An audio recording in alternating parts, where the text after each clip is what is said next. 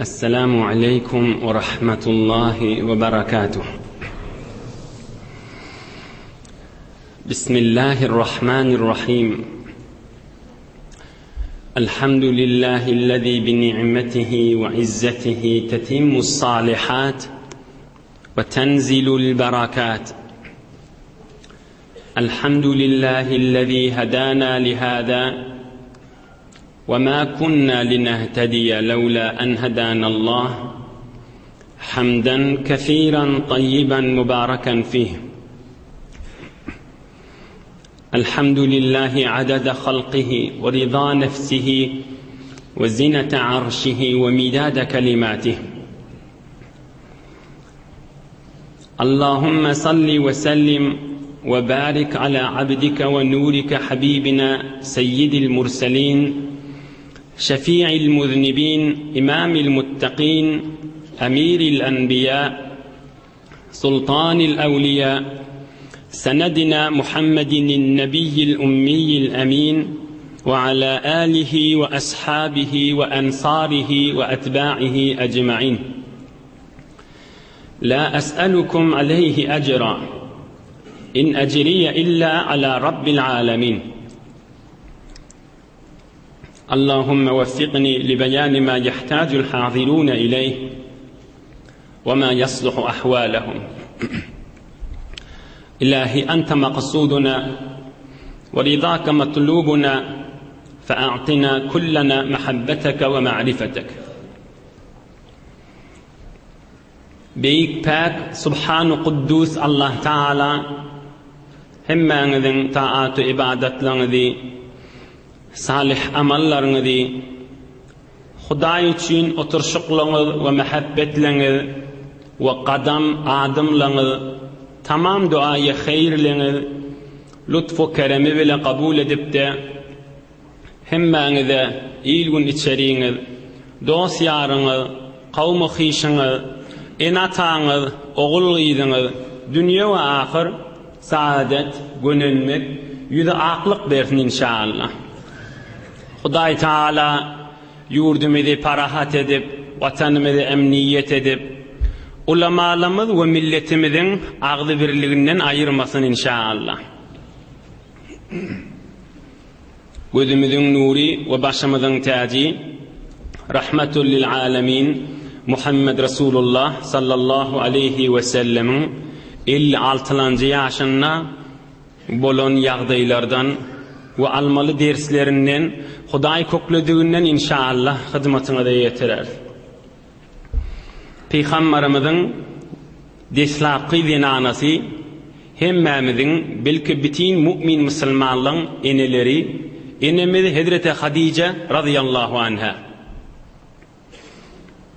İkilenci zenanasy enemiz Hazreti Sauda radıyallahu anha. Üçüncü zenanasy enemiz Hazreti Aişe radıyallahu anha. Ve dördüncü Hazreti Ömer'in gyzy Hazreti Hafsa enemiz Hafsa radıyallahu anha. Ve 56-njy ýaşynda 5-nji enemiz Hazreti Zeynep bint Mahzuma. Bizim enelerimizde Peygamberimiziň zenanalaryna 2 Zeynep bar. Peygamberimiziň zenanalyny 2 zenanasynyň ady Zeynepmiş. 56-njy ýaşynda Mahzuma diýeniň gyzy Zeynep bitin musulmanlaryň enesi, şoň menen izdiwaj edýär Peygamberimiz. Hazreti Zeynep bint Mahzuma Ummul Mesakin laqabymyşdyk. Gariplan enesi, fakir fuqaralan enesi diýdigi. Odalan Ummul Mesakin attaqlyanmış, laqab berilýänmiş. Mesakin, miskin oglanjyklan, miskin denanalan eýesiýdigi. Her haçan çaý suwuny harýjak bolanda döwrüň özäp garip gasar ýanyna çagyryp çyk, şolara rahmet edip, şolar daşyny üşürip nahariyyan denanymyşdy. Şol enemiziň laqaby Ummul Mesakin Zeynepmiş. تزوجت أولا بالطفيل ثم طلقها فتزوجها أبو عبيدة فاستشهد يوم بدر فتزوجها رسول الله صلى الله عليه وسلم. كذا في السير للعلامة الذهبي. Ey Müslümanlar, ey mümin, ey ümmeti Muhammedi. Enemiz 30 yaşındamış. Önce adam sıvamış, tofaylayan adam, ol onu talak veriyor, aralar açılıyor, talak veriyor adamsı. İkilinci adamsı Hazreti Ebu Ubeyde, Cengi Bedir'de şehit boluyor. Hazreti Ebu Ubeyde Bedir cenginde şehit boluyor, yani ikilinci adamsı. O da ayrılıyor. Resulullah can şamının izdivac ediyor. Tarih okuyorlar, qav bilyenler. Muhammed Mustafa sallallahu aleyhi ve selleme peygamberlik berilýänçe yerin yüzünde zinana cemaatin ehemmiyeti yok, hormati yok. Bir tofor yerlerde, Hint yanak yerlerde dahi bir ayrılsa zinanasını şoň menen bile otlak göwerýänmişlikler. Erden soňra sana ýaşaýyş näme gerekdi? Bir tofor yerlerde çöle goýýanmışlikler. Bir tofor yerlerde näçe aýlap, näçe ulap zinana salyp goýýanmışlikler. Äriňe aýrly sen nezejirler çekdi. Fakat Allah'ın buyruğuna pek İslam'da Resulullah can gelip bunu verin. Odal bir adamsa talak beripdir. Sonra adamsa ayrılıptır. Sahabalarının birini dakmandır. Öyle izdivac etiptir Resulullah can. Aya Müslüman zinanalar, aya imanlı kalbinin Allah'a imanı var zinanalar. Şundan katı der salmellemay. Ey bir pek İslam ne kadar zinanağa hormat koyuyor. Yerin yüzünde hiçbir ahadi zinanağa hormat koymayan zamanını deyip der salmal demay. Ya da bir necis, inter kafir adamın kefini kulak asıp zinanalara İslam ehemmiyet koymaya deyip neyiz bilen ayıtmalı. Näme jogap berjek kamşylyda kıyamatta Allah Taalaga. Zinanaly azat gezmellemi, zinanaly näme bolmellemi deyip 20-30-50 ýyl bäri bir garbyn kafirin aýdýan kefini hawwa berip şeşmahal kanisalarda Mesihiliň agydasy we zinany insan däl. Mesihiliň bir tor ulamalarynyň agydasy. Fakat insan erki adam diýip aýdýarlar. İnsan hele däl aýdýarlar. Hele heywan diýip aýdýarlar. Sowatly adamlardan sorak görün. Ulamalarynyň berýän nezeri. Resulullah zan edip bulara hormat goýup durşuny öýde. Ey sowatly dost, ey musulman. Heyf ki bizim gurrüňimiz kef sürüp alıp barşymyz bizatdan gurrüňi däl. Gözümizin nuru rahmetul lil alamin Muhammed Mustafa sallallahu aleyhi ve sellemin ýaşaýyşyndan çykmaly boljak. Yoksa üstünne durup bir tofor derdimize derman gurrüňleri hyzmatyna da ýetirerdim. Gysgarak geçeýin. Resulullah can yine urlap aýdyn. Enemiz ummul mesakin Hazreti Zeynep radıyallahu anha deslap adamsa talak beripdir. Başka bir bilen izdivac ediyor. Ebu Ubeyde. O da ayrılıyor. Oham Resulullah canın öğüdü alıyor. Bah! İman, pesperçilik, zinanağa koyulayan hormat. Şun öğüdü bolacak. Bundan başka hiçbir yağdayı, bundan başka gurrum gerek değil. Bundan başka jogabi gerek değil.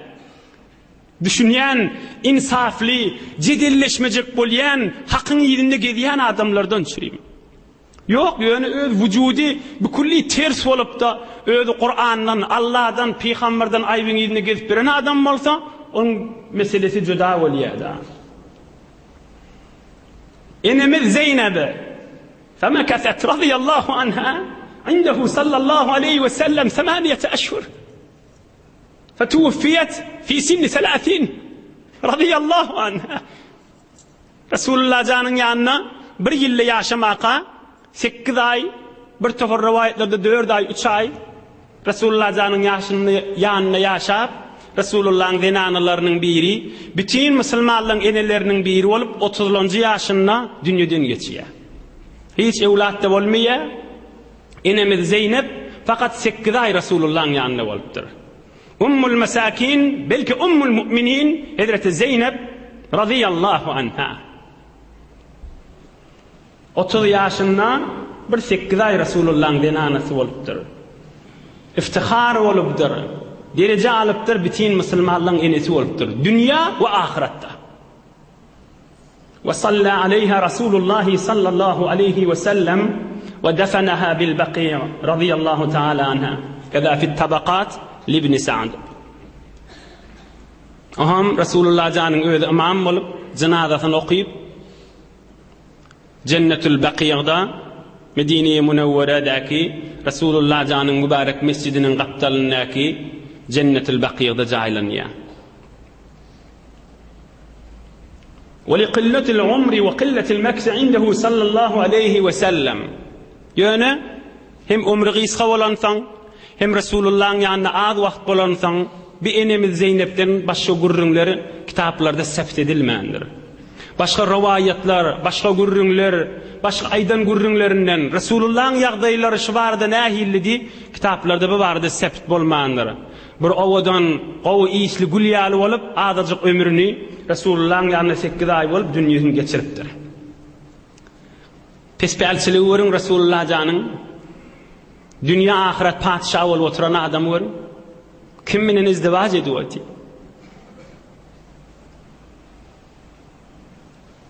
Dinanağı koyun, hormatını koyun. Özüne izhile edvaluatı şonu.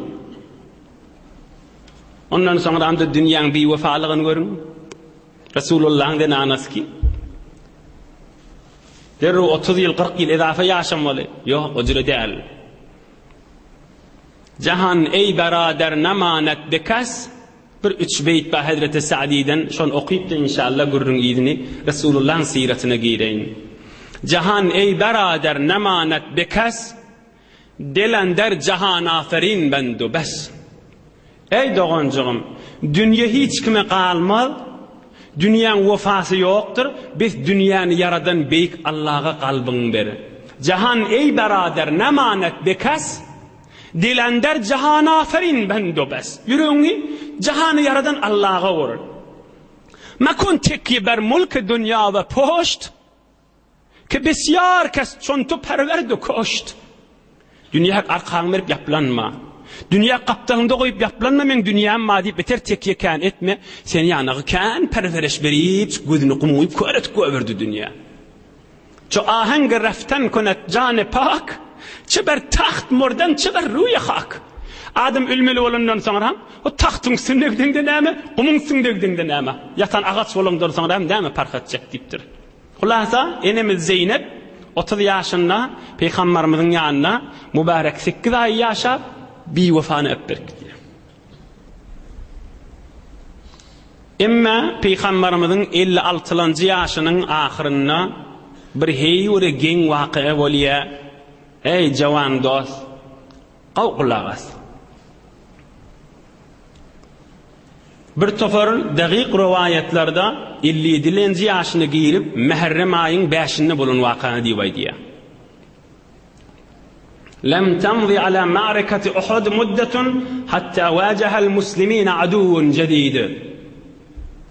Uhud uruşundan vakt geçip bariyaqa bir Müslümanlara Resulullah'a vur ulqon täze düşman tafiliye. Faqad wasalat an-nabiy al-Mustafa sallallahu alayhi ve sellem bi an wahida min zu'ama'i Hudayl yecma'u al-jumu'a. Peygamberimize o dakik haberleri geliyor. Hudayl diyen bir tayfa var. Mekke bilen Medine'nin arasında uzak derelerde, uzak yerlerde, mantagalarda yaşayanmıştık. Heyvre kan milletmiştik. Heyvre kaltaman millet. Onun malını gasp onun malını basıp alıp yaşayan milletmiştik. Şu tayfanın özü Arapların arasında yakası belli bir vurşoğun tayfamıştık. Kaltaman tayfamıştık. Ağır ayıp değilmiştik onun arasında bir vur öldürmek, malını almak, şu hilli yağdaydı gelip birin bir tayfamıştık.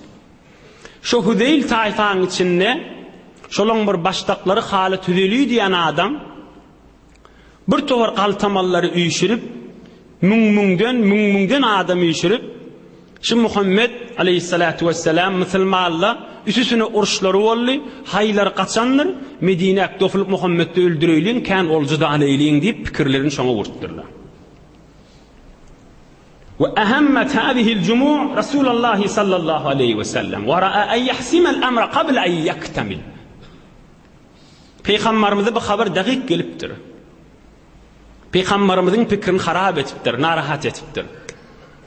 Bir dinin üstünde Mekke'nin adamları mesela botlarının üstüne vuruşup bularlar mesligine, latlığına, fasıklığına, zirkeytliğine Medine'ye dofulacak bolupdylar.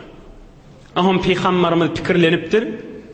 Hudaý Taala'nın kömek bermegi bilen şoň hemmesin edip beren Halid Hüzeli diýen adam bir ýol bilen geleýin, eger şu Halid Hüzeli'ni öldürilse başka leşkerinin, koşunun etçik işi yok. Hemmesi pıtıracak, dargacak.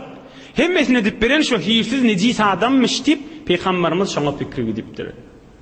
Ohum koşun biter kamillaşmaka, koşun biter häzir Medine-i Münewwere uğramaka, Resulullah sallallahu aleyhi ve sellem kimi versem kam?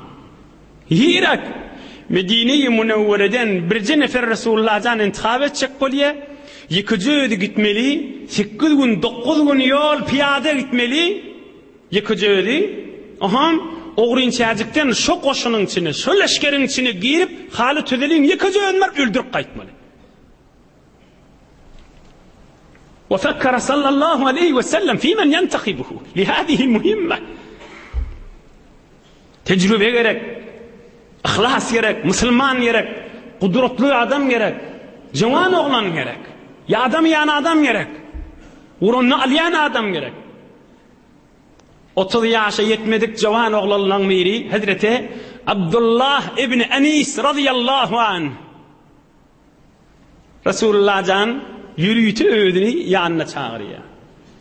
واستدعى رسول الله صلى الله عليه وسلم صاحبه عبد الله بن أنيس وأجلسه بجانبه. Abdullah gel yanımda otur deyipdir.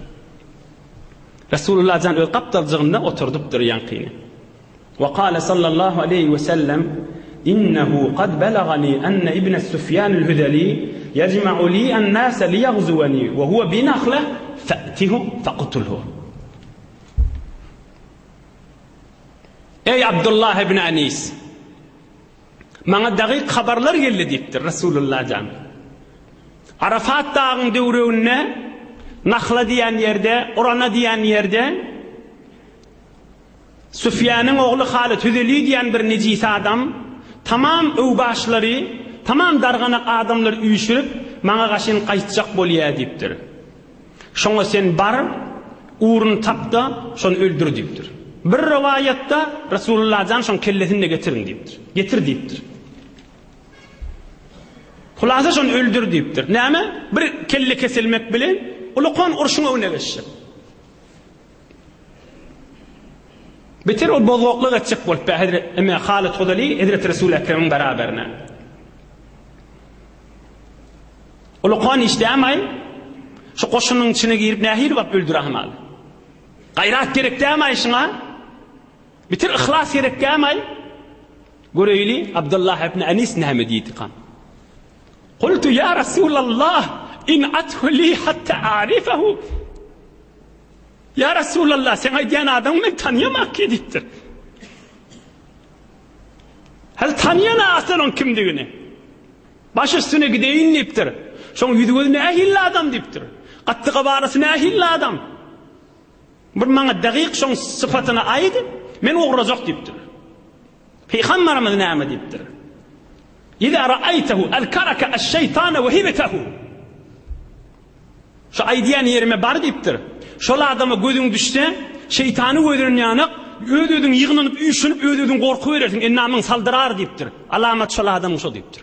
Beter hüýürsiz, beter nursiz, beter halawatsız adamdyr diýipdir. İza ra'aytahu azkaraka ash-şeytana ve hibatahu. Şonu görende şeytan ýadyňa düşer diýipdir. Öýdüň üýşenersiň diýipdir. Bir ýygnanarsың diýipdir. Abdullah öz içinden näme diýe? Fema fariqtu min şeyin qattu. Men bir daýa oglantym, şymala çeli bir adam görüp gorkmapdym diýe. bir adamın yüdügödünü görüp häzir men korku düşmäpdi maňa. Geň alym Rasulullah jan fakat maňa şonu aýtdy gidibeýinde diýdi. Tanıyarsın diýipdir. Halat kim bolýa, Huzeli kim bolýa diýip sora berse, gurrunka geljekdi. Şaýat bilsilli, şaýat daşynalsylla. Aham Hazreti Abdullah ibn Anis radıyallahu anh jawan sahaba Rasulullah janyň hayır dogasyny alyp Mekke-i Mukarrema gaşyn ugryya. 9-10 günlük ýol, ýekejeri. Gayrat baby bennilerde. Ewliya diýip şular edýmeli. Hudaýy adam diýip şular edýmeli. Bile gürleme harlama bilen işi yok ki. Bile onun bunu yamanlap gıybet etme bilen işi yok ki. Merde amal ki bile.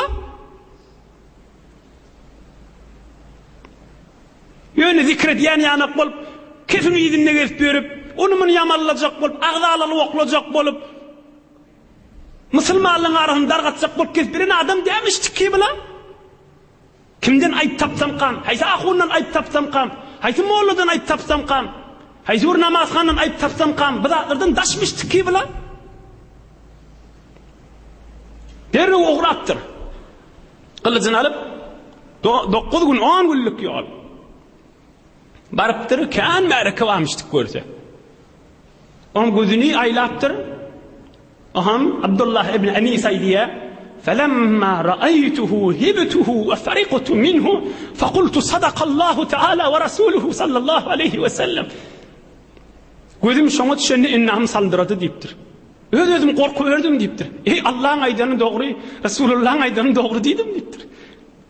Aslında biter bir hüýürsiz, biter bir nursiz, biter halawatsız adammışdyk diýipdir. Biter bir ıňır adammışdyk. İçimden aýtdym sadakallahu taala ve rasuluhu. Mucize bolupdyr da muňa. Ey Allah ve Resulullah'ın aýdýan dogry diýip aýtdym. Özüm korktum şondan diýipdir. Türkmen üýşendi diye bir zady gatyr görüp korkup haybat düştü yüreğine. Aham Resulullah'ın buyruğu ýadyna düşüp şemarap ýanyna bardım diýipdir. Barakallah Hazreti İbn Anis radıyallahu anh. Faqala menir racul? Öz ýanyna bardım, aham bana aýtdy kim bolýan diýdi. قلت رجل من العرب سمع بك وبجمعك لهذا الرجل فجاءك لهذا من Araplan mir diýipdir. Araplan miri eşitdim diýipdir, Muhammed öldürjek bolýan diýip men de şondan süýüm geldim diýipdir. Dogry görüň da. Koşun bolup gelin ýanak bolup keltirdi aşama. Hoş geldin diýipdir.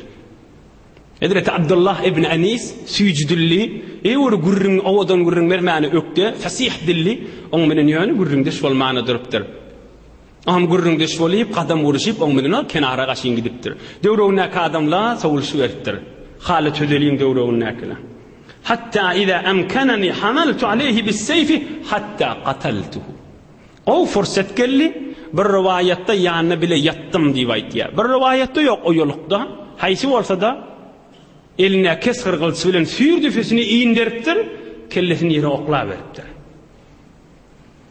Aham bilebilli bilen keyf edip gülüp Resulullah janyň buyrugyny bitirdim. 9 gün soňra uçup Medine-i Münewwera gaşyn ugrapdyr. Ýol boýun keyf edip ýada ulgyny ihsas edimani. Ve ba'da 18 leyalin bilawmin nahari ve meşyil leyli. Mun iýdin kawlamana durupdyrlar. Günnüz yatardım, gece yürüyordum diye. Günnüz yatardım, gece yürüyordum. Ey yekeci adam, derelerin arasında, çöl meydanında. Duruvermeli yönü barya saçı vururlardan. Bir saatlik yol la, bir günlük yol la. Mekke bilen Medine-i Münewwera arasy 400-500 kilometre. Günnüz yatardım, bukunup bir ýerde görünmeli ýanak. Kerwane görünmeliler, çarwa görünmeliler, mal sünnäke görünmeliler. Gece yolu çördüm. Aham Mescid-i Nebevi'ye yettim, geldim Medine-i Münewwera'ga. Aham Resulullah sallallahu aleyhi ve sellemi gördüm sahabalarının arasında otuydu, günnüz yetipdir. فَلَمَّا أَحَسَّ بِهِ sallallahu aleyhi ve sellem نَظَرَ إِلَيْهِ مُبْتَسِمًا قَائِلًا أَفْلَحَ الْوَجْهُ. Aham Peygamberimiz onu görüpdir, aflahal vejhu, gülüp gelýär diýipdir. Hoş bolsun Abdullah'ın yüzü diýipdir. Oham Abdullah ibn Anis aydıptır. Aflaha vechhuka ya Resulallah. Sen yüzün hoş olsun hemişe deyiptir. Aflaha vechhuka ya Resulallah. Sen yüzün hemişe güler yüzlü olsun. Sen yüzün solmadı hiç vakti deyiptir. Laqad qataltuhu ya Resulallah. Buyruğun yerine getirdim deyiptir. Ol kafiri öldürdüm deyiptir. Peygamberimiz näme deyiptir? Sadaqata, doğru diýen deyiptir. Cibrail ferişte haber getirip beripdir Allah Taala tarapdan. O da haberlemiştik. Buyruğunu yerine getirelligine. Sadaqata, doğru diýen deyiptir. İş bitirdi Abdullah ibn Anis. Yani bir koşunu verdi, yani bir neferi verdi. Yakaca ödünü. Ey Müslümanlar, ey cavan dost, ey yaştaş dost, Resulullah can näme gowy. فقام صلى الله عليه وسلم ممسكا بيد عبد الله بن أنيس وأدخله بيته. قال وارد تبتر. Yani Peygamberimiz beter hoş bolupdyr maňa denişine. Elinden tutup otoguna salypdyr. Tamam sahabalar da daşardamışdy. Näme etjegini hiç kim bilenä. Aham Peygamberimiz mübarek otogundan tenawala minhu asan ve qaddamaha ileyh ve qala sallallahu aleyhi ve sellem emsik hadihi'l asa indaka ya Abdullah ibn Anis. Peygamberimiz öz mübarek teberrik asalarının birini Abdullah ibn Anis'e verdir. Ey Abdullah, şunu hemişe yanında sakla deyipdir. Halat veripdir, caize veripdir, teberrik veripdir. Abdullah ibn Anis'i ödünü yitirip asan alaqana daşaryk çıkıptır begenip. Faqalu ma hadihi'l asa? Sahabalar soraptır, elindeki asa näme deyipdirler. قلت أعطانيها رسول الله صلى الله عليه وسلم وأمرني أن أمسكها. Ona men aytdım, Resulullah verdi deyipdir. Näme deyip berenler bilemek, ýöne maňa hemişe saklak gel diýip aýtdy deyipdir. Aham sahabalar aýdypdyr. أولا ترجع إلى رسول الله صلى الله عليه وسلم فتسأله عن ذلك. O sonra da deyipdir. Sen bir cavan adam, sana asa gerekti deyipdir. Näme deyip berdin deyip sonra deyipdir. فرجعت إلى رسول الله صلى الله عليه وسلم فقلت يا رسول الله لما أعطيتني هذه العصا. Qayta öwürlip bardım. Oham aýtdym ya Resulullah, men bir cavan adam, men näme deyip berdin baňa deyipdir. قال صلى الله عليه وسلم آية بيني وبينك يوم القيامة إن أقل الناس المتخسرون يومئذ يوم القيامة. Ey Abdullah, sana cayda tawgat dip berýän, ölüňde ýanyňda kefeniň içine sal, kıyamatda her kim amalyna yaplan çykan esen asak yaplanna çık, ikimiň arasynda alamat bolsun diýipdir. Şol jaydalan Abdullah menni de tur kabryňdan nipdir. Şonda aýdar näme boljagyny nipdir. Inna aqallan nasi al-mutakhassiruna yawm al-qiyamah. O günde her kim amalyna yaplan geljek diýipdir. Sen şonda asak yaplanna gaýda diýipdir. Jayda berýän taňa diýipdir. Halat berýän, teberrük berýän diýipdir. فقرنها عبد الله بسيفه فلم تزل معه. Hemişe kılıcının yanına, şemşirin yanına alıp gidiyormuştuk. Abdullah ibn Anis, gününün cavan sahaba radıyallahu anh. فلم حتى إذا مات أمر بها فضمت معه في كفنه فدفنا جميعا. Oham dünýeden geçecek bolanlar ýewreğin näkleri aýdypdyr. Men ýuwaňyzda, men kefellemäkäňiz Resulullah'ın asasyny, maňa teberrik beren asasyny gapdarynda goýup, men bedenimi degip dursun, kefeni oň daşyndan aýlan. Oham men menen bileje aýlan diýipdir. Asasy bilen, Resulullah'ın beren asasy bilen bileje aýlanypdyr. Kunun bahiret bayet en bazgaşt ki ferdan nemanet rehe bazgaşt. Fursat diýerleri, wagt diýerleri baqa gadryny bilmeli. Fursat geçenden soňra rehe bazgaşty ýok. Öwrül gaýtmana jaýy ýok. Kunun bayet bahiret en bazgaşt ki ferdan nemanet rehe bazgaşt. Şimahal akıllıca olmaly, şimahal pikirlice olmaly. Şimahal görünün hay howasynyň ýerine düşmelläl. Allah'ın nuru bar ahim aramyzda. Hudaýyň kalamy bar. Resulullah'ın ab senetli görünleri bar. Şuma hal pikirlenmeli, fırsatı elden vermeliler.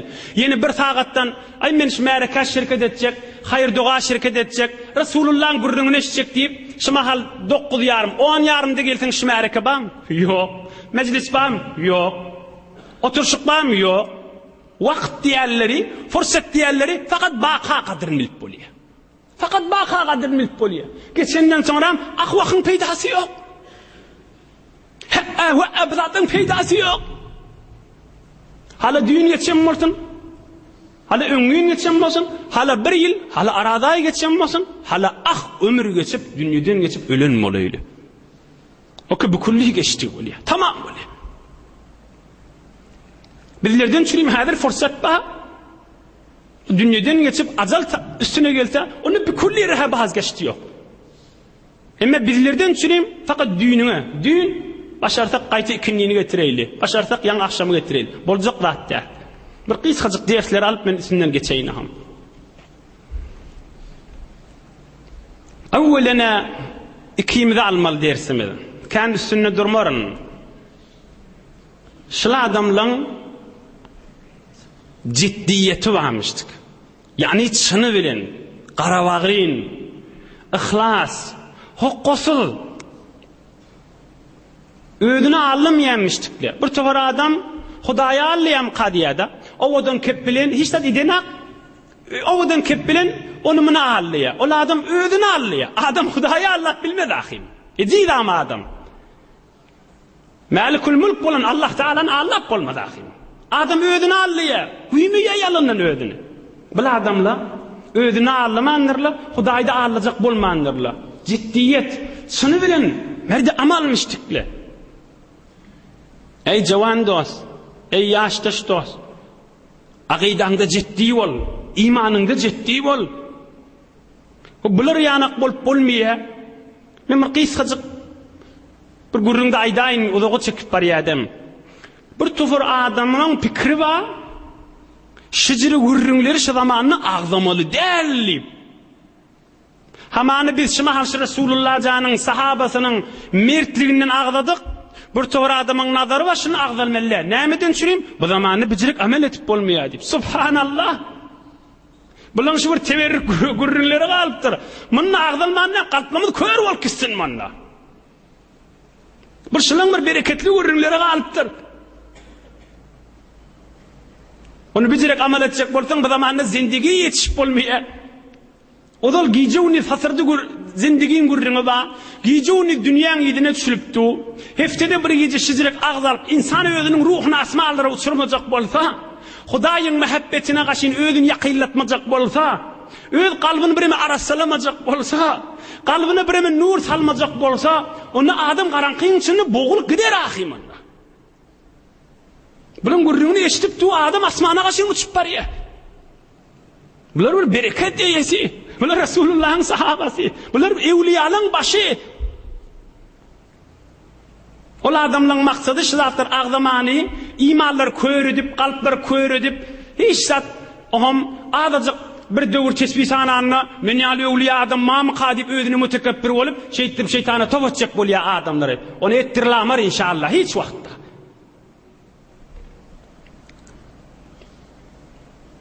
Bilan merde amal oluptırla ders almalı. Deslaki ders ciddiyet. Şunu bilenmiştikler. Hokkosuzmuştikler. Bular yali bolmayasya mı? Bolup da bolmaz bular yali. Araplan bir mesele var. Ennema la yudraku kulluhu la yutraku kulluhu.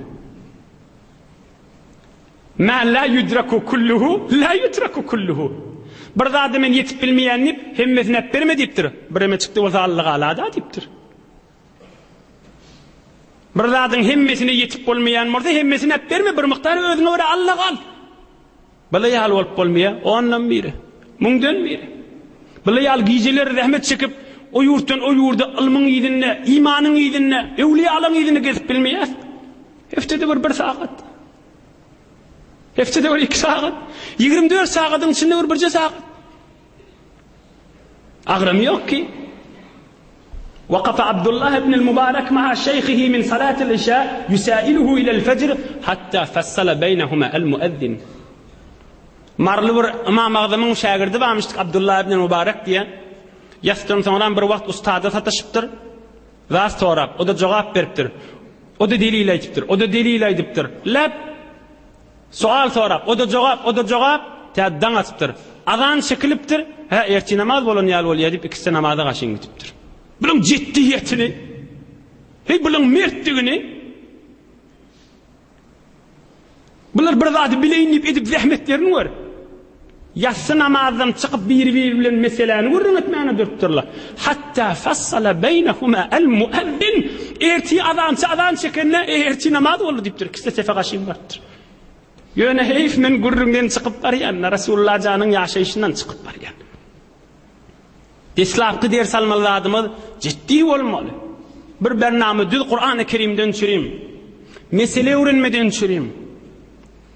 Bir gusluň meseleleri, dehretin meseleleri, aradan meseleleri, zekatın meseleleri, Qur'an-ı Kerim'in mesaillerinden ayımdır bernamaňa. İkincisi, kıskaçık geçireyin. Ders almalydymyz, şijirek amal etjek bolýas, bolanak da şu zamanna yoldaş gerek. Ulagas ey dost, öýdäkä da aýt. Bir denana hicab raayet etjek bolýar, bilýär haşon raayet etmek gowdugyny we raayet etmesizlik haramdygyny. Yoldaşlary ilgun içerisinde şoňa kömekleşýän adam ýok. Ýok diými? Özüne görä bir adam yoldaş tapsa. Özüne görä yoldaş tapsa, zanke ba akli jof çot mane betfe'li o betkof çot diye Hazreti Mevlana. Bir akıl bilen bir akıl üýşse, bir iman bilen bir iman üýşse, iki nur artar diýipdir. Zanke ba akli jof çot mane betfe'li o betkof çot. Bir akıl odal bir iş etjek bolýar, iman elinden gelen ak. Yeni bir akıl gelýär. Bir çıra bilen iki çıraň ýakdysy deň bolarmy? 10 çıra bilen 5 çıraň ýakdysy deň bolarmy? 20-30 çıra metçetli ýamty bir çıra bilen deň bolarmy? Bolmaz. Görüň bu çyralary. Kan boldyr çyryň ýakdyrdypdy. Seni bir nefer ýanyňa ýoldaş al. Yeni bir ýoldaş al. Yeni bir ýoldaş al. Nur kan bolar. Bereketi kan bolar. Bular Rasulullah jan menen sahabalar bilen zol oturşýanmyşdyklar. Ondan çyrym amallarda kanmyşdyk. Ihlaslarda kanmyşdyk. Hizmetlarda kanmyşdyk. Bernamalarda kanmyşdyk. Ewde düşýänmişdikler. Yoldaş tap. Oturan yerinde aydat bolmaya, aydat başaramak, aydide oturma. İyidinne gez safarsın. Bir yoldaş arasda gezmengden çürimde. Şizirek klaslara, şizirek bernamlara, ılım seçilip duran, iman seçilip duran, nur seçilip duran yerlerden çürimde. Yoldaş tap. Yoldaşın her açan bir zayıflak boldy dämi? Sen gabilendir. Sen zayıflak bolýar, o sen gabilendirsin. Şula bir hakikat yol. Şiziresen, ola ýaly bolmasaň da eğer kadamını gezsen erdek bolor sen niye mahtun olýan. Şolaň ýygyny gezsen sen eğer bolarsyň. Sen ewliya bolarsyň. Eğer kadamını gezsen erdek bolarsyň. Men gürründen çykyp barýan. Eğer kadamını gezsen erdek bolarsyň. Rasulullah janyň yeni bir gürrünlerinden aýsam wagt azalyp barýar. Ýöne bir dersim, ukuşdagy dersim aýdyp tamam edaýyn. Fajiatur raji' diýe mundan soňra bir bolan waka ýatdaşymda bardy, men aýsam men wagt çökenjek. İnşallah on Hudaý köplüdünden inniki hafta aýdaryn. Emma ýanky urrunsyny duraýyn bir emel. Şu zamanna ýanky adamlar görüň merde amalmyşdyklar. Abdullah ibn Anis jaýral gaýtypdyr. Rasulullahdan asa alypdyr. Belli bolýa, zarur ýerde hyzmat etseň jaýda alarsyň. Gyssanyp duqa hyzmat etseň kan ewe düşersiň. Gyssanylyp duqa özüň ortağa okla. Gyssanylyp duqa malyň ortağa okla. Gyssanylyp duqa diliň ortağa okla. Gyssanylyp duqa Allah kuwadyň ortağa okla. Gyssanylyp duqa kömegiň ýetir, jaýda alarsyň. O giňeşik wagtda sogapsyz bolmar ha. Giňeşik wagtda sen hyzmatyny ýetirip dursaň gowdat.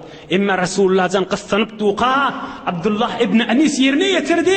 Rasulullah janna jaýdasyny ýerine ýetirdi. Kıyamatda asaq ýaplarna turaga sen diýdi. Fakat Abdullah'a has değil. Rasulullah janyň bereketi, Hudaýyň döküp duran rahmeti tamam alam jahana dökülüpdi. Diýjegini Allah'ın rahmeti dökülüpdi. Gyssanylyp duran zaman dälmi zamanda?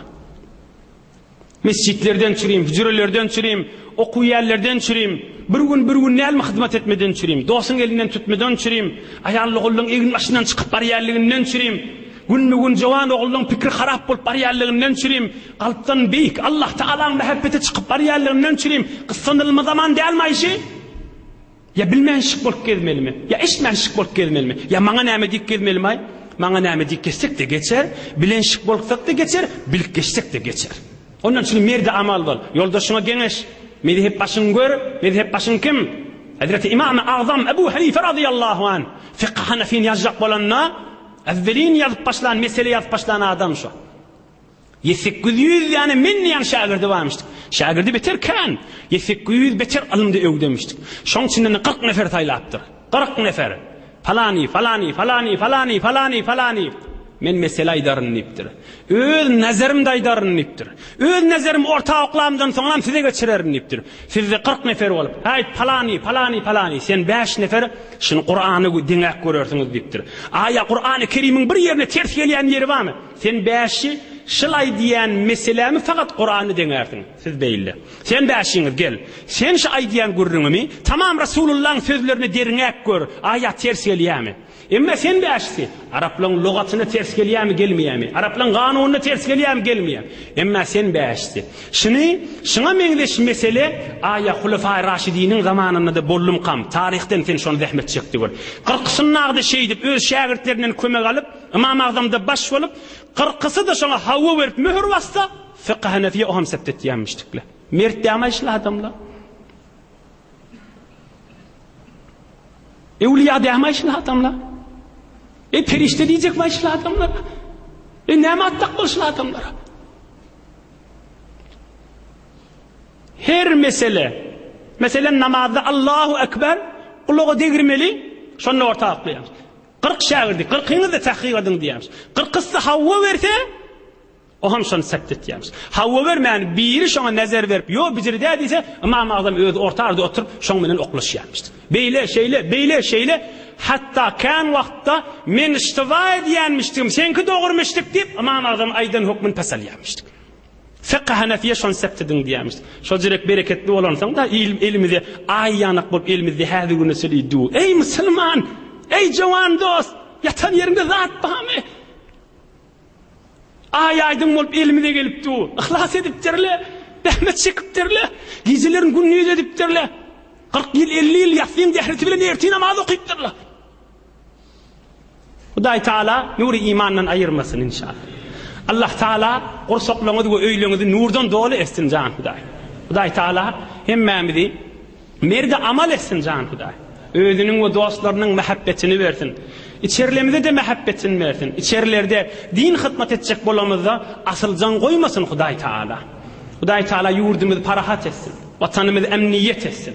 Ağzı birlik iman avreyden ayırmasın inşallah. Bir alhamd uçkul huvallah Suriye Felak ve Nas koşup okuyayım. O hem ötürlerin ruhuna bahşedip iyi günümüzde dua ederiz inşallah. Hudaydan her umidimiz tamamı kanır kabulür inşallah duala. Okuyuverin. Euzu billahi mineşşeytanirracim.